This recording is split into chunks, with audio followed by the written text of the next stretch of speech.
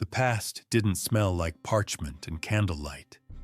It smelled like unwashed wool, sour wine breath, and bodies that had known no soap for weeks. Perfume was not a finishing touch. It was a weapon.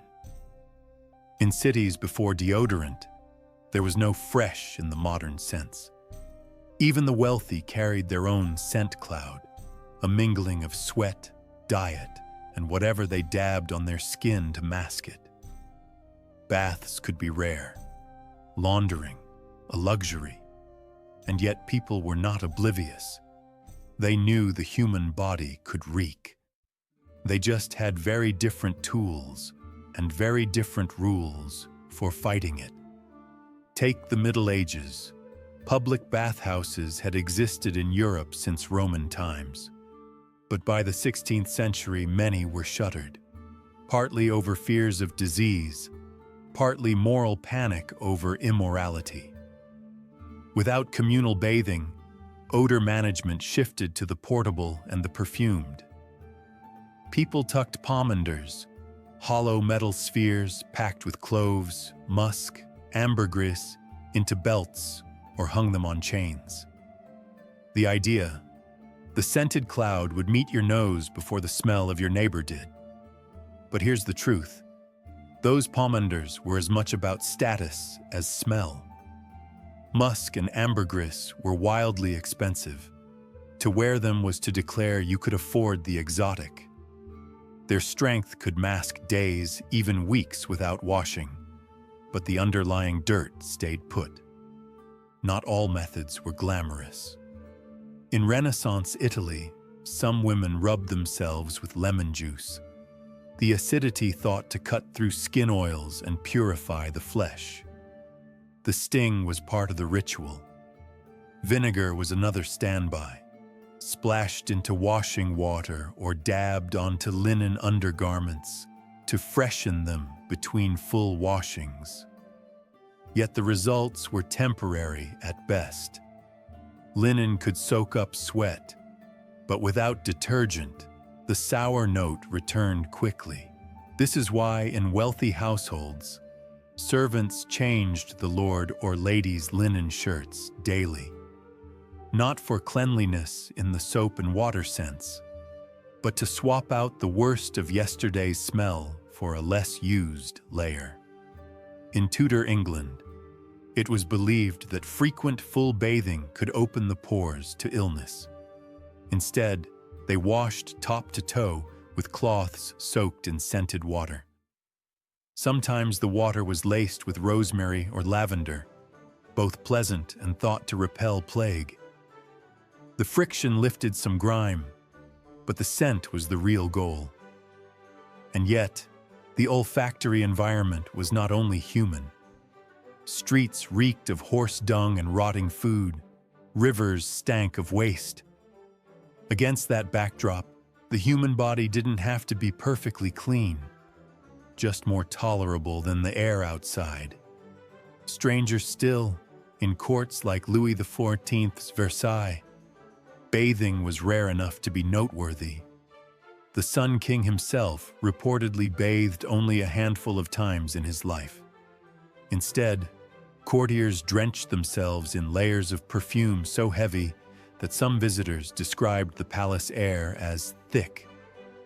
But within that haze, their bodies still sweated beneath brocade and lace, the musk mingling with flesh.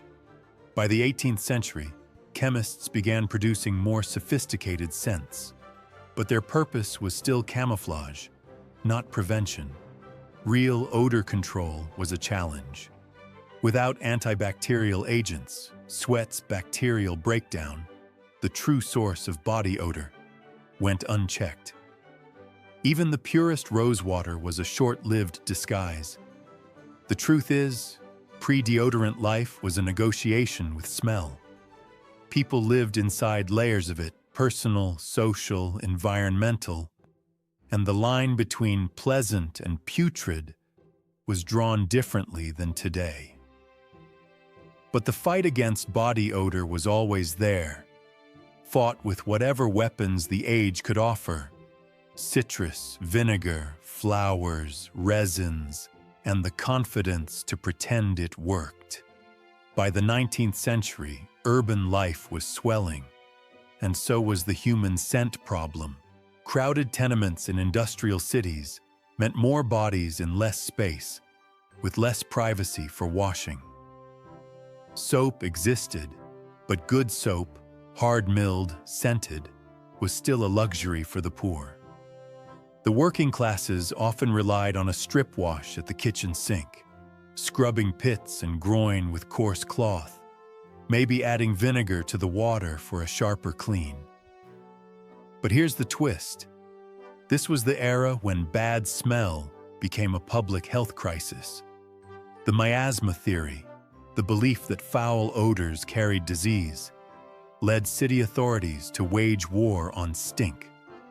Not just sewage stink, but human stink.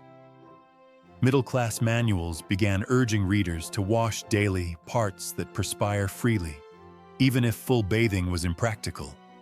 Suddenly, body odor wasn't just unpleasant, it was seen as dangerous. Perfume makers took advantage. Instead of heavy musks alone, lighter floral and citrus colognes surged in popularity, marketed as both refreshing and purifying. In Paris, the eau de cologne craze meant that even if you couldn't afford a full bath, you could at least douse yourself in bergamot and neroli before stepping out. The wealthy went further. In London and New York, Turkish baths became fashionable, elaborate steam and scrub rituals inspired by Ottoman hammams. These promised not only to relax, but to strip away the effluvia of city living. For the first time since the Romans, full-body washing was becoming a social ritual again, though still far from universal. Meanwhile, in rural areas, odor solutions stayed rooted in home remedies. Farm workers rubbed hands and arms with lemon peel after slaughtering animals. Some mixed baking soda with water to make a crude paste for armpits, a surprisingly modern idea. But these practices were isolated, not yet the cultural norm. Psychologically, the stakes were rising. In polite society, smelling wrong could ruin reputations. Odor was read as a moral failing, a sign of laziness or vice. This was new. In earlier centuries, everyone smelled, so smell said little about character. Now, in the age of soap advertising and public baths, to smell meant to be unwashed, and to be unwashed meant to be uncivilized. Still, prevention lagged behind masking. People powdered themselves liberally with starches or talc to absorb sweat, sometimes laced with perfume. The powders worked, but clumped under heat, and without modern antibacterial additives, they couldn't stop the odor from returning. Stranger still, some physicians cautioned against overwashing the armpits, claiming it could cause rheumatism or weaken the body. Old anxieties about open pores lingered, slowing the acceptance of frequent bathing. So many clung to their lemons, vinegars, and eau de cologne as the safest, most scientific solutions. By the dawn of the 20th century, the problem was poised for a revolution. Industrial chemistry had advanced. Mass marketing was emerging. Soon, deodorant would be invented, not as a luxury, but as a cultural necessity. But until then, humanity lived in the in-between, too aware of its smell to ignore it, but without the tools to truly erase it. The breakthrough came quietly in 1888, when an inventor patented a waxy, cream-based product called mum, the first commercial deodorant. It used zinc oxide to inhibit bacterial growth, targeting the source of body odor rather than just smothering it in scent.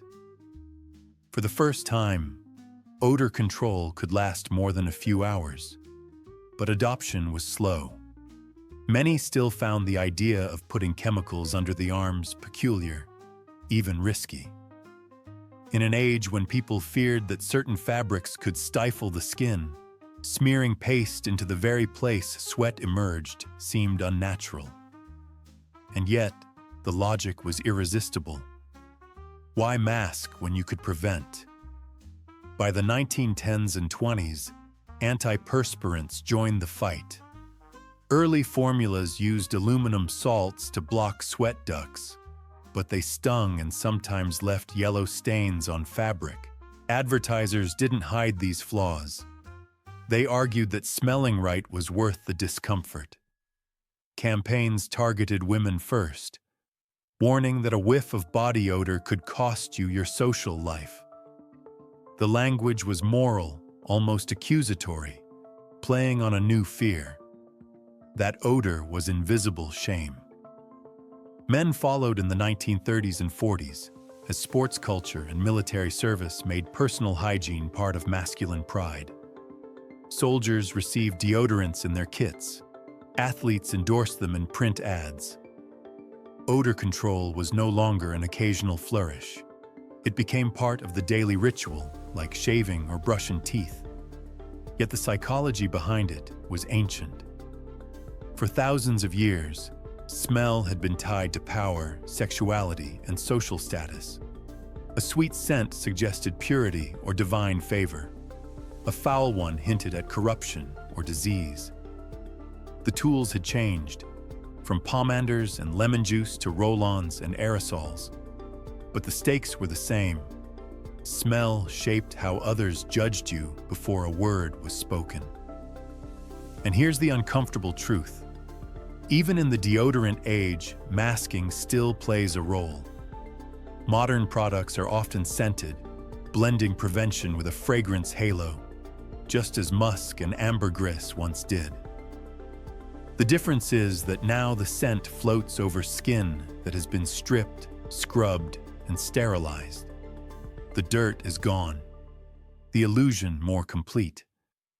What history shows is that body odor was never simply tolerated. It was battled with whatever the era offered: citrus acids, herbal distillations, scented powders, and finally, synthetic chemistry. Each age had its own standard of clean and its own illusions to match. In the end, the story of odor control is a story of image versus reality. The pomander dangling from a velvet belt, the lemon squeezed over a basin, the perfumed talc. They all promised transformation, but rarely delivered it fully. Only with modern science did the promise come close to truth. Yet even now, the line between hygiene and performance remains blurred. We may think of ourselves as cleaner than our ancestors, but we are still in the business of crafting the scent we want the world to believe.